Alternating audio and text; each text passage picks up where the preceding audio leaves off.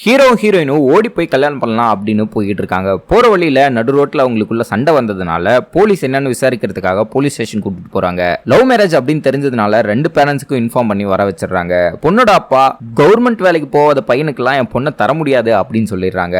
பொண்ணு ரொம்ப ஆசைப்படுறா அப்படிங்கிறதுனால 2 மாசம் டைம் தரேன், அதுக்குள்ளேயும் கவர்மெண்ட் வேலை வாங்கிட்டேன்னா உனக்கு பொண்ணு தரேன் அப்படிங்கிற மாதிரி சொல்லிடுறாங்க. என்ன பண்றதுன்னு யோசிச்சுட்டு இருக்கும்போது ஹீரோவோட தங்கச்சி எனக்கு ஒரு ஆள் தெரியும், அவன் கவர்மெண்ட் வேலைக்கு ஹெல்ப் பண்ணுவான் அப்படிங்கிற மாதிரி சொல்றான். அவன்கிட்ட போனா அவன் ஒரு ஃப்ராடுக்கார பையன்ட்ட கூட்டு போறான். உனக்கு கவர்மெண்ட் வேலையெல்லாம் வாங்கி தந்துடுறேன், ஆனா 6 லட்ச ரூபா கொடுக்கணும், 2 லட்ச ரூபா அட்வான்ஸ் கொடுக்கணும் அப்படிங்கிற மாதிரி சொல்றான். இது ஹீரோயின்ட்ட சொன்னோனையும் தன்னோட அம்மாவோட நகையெல்லாம் அடமான வச்சு காசு கொடுக்குறா. இந்த காசு கொண்டு போய் அவன்கிட்ட கொடுத்துட்டு அடுத்த நாள் போய் பார்த்தா அந்த இடம் பூட்டி கிடக்குது. அவன் ஏமாத்திட்டான். என்ன ஏமாந்துட்டியா அப்படின்னு ஹீரோயின் ஷாக் ஆகி, இப்படியே போயிட்டு இருந்ததுன்னா என்ன வேற யாருக்காவது கட்டி வச்சிருவாங்க, நீ என்ன மறக்க வேண்டியதான் அப்படிங்கிற மாதிரி கடுப்பா பேசிட்டு போயிடுறா.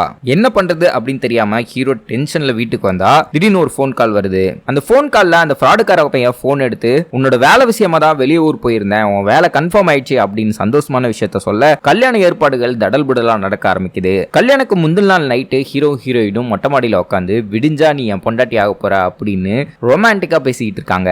ஹீரோவும் அடுத்த நாள் 30ஆம் தேதி கல்யாணம் ஆக போகுது அப்படின்னு காலையில கண் விழிச்சு பார்த்தா நேத்து என்ன நடந்ததோ அதே காலையில திரும்ப நடக்கிற மாதிரி இருக்கு. தேதி என்னன்னு பார்த்தா 29ஆம் தேதியா இருக்கு. ஹீரோவுக்கு ஒரு புது பிரச்சனை. ஹீரோ கல்யாணத்துக்கு முந்தின நாளான 29ஆம் தேதியிலேயே டைம் லூப்ல மாட்டிருக்காரு.